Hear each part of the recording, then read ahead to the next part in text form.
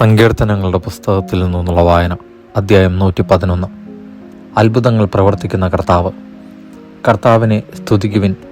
നീതിമാന്മാരുടെ സംഘത്തിലും സഭയിലും പൂർണ്ണ ഹൃദയത്തോടെ ഞാൻ കർത്താവിന് നന്ദി പറയും. കർത്താവിൻ്റെ പ്രവൃത്തികൾ മഹനീയങ്ങളാണ്.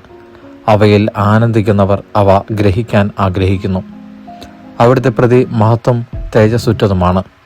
അവിടുത്തെ നീതി ശാശ്വതമാണ്. തൻ്റെ അത്ഭുത പ്രവൃത്തികളെ അവിടുന്ന് സ്മരണീയമാക്കി. കർത്താവ് കൃപാലുവും വാത്സല്യനിധിയുമാണ്.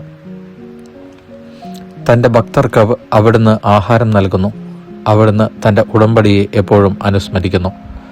ജനതകളുടെ അവകാശത്തെ തൻ്റെ ജനത്തിന് നൽകിക്കൊണ്ട് തൻ്റെ പ്രവൃത്തികളുടെ ശക്തിയെ അവർക്ക് വെളിപ്പെടുത്തി.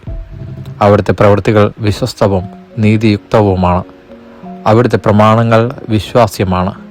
വിശ്വസ്തയോടും പരമാർത്ഥതയോടും കൂടെ പാലിക്കപ്പെടാൻ അവയെ എന്നേക്കുമായി സ്ഥാപിച്ചിരിക്കുന്നു. അവിടുന്ന് തൻ്റെ ജനത്തെ വീണ്ടെടുത്തു. അവിടുന്ന് തൻ്റെ ഉടമ്പടി ശാശ്വതമായി ഉറപ്പിച്ചു. വിശുദ്ധവും ഭീതിദായകവുമാണ് അവിടുത്തെ നാമം. ദൈവഭക്തിയാണ് ജ്ഞാനത്തിൻ്റെ ആരംഭം. അത് പരിശീലിക്കുന്നവർ വിവേകികളാകും. അവിടുന്ന് എന്നേക്കും സ്തുതിക്കപ്പെടും. ദൈവവചനമാണ് നാം കേട്ടത്.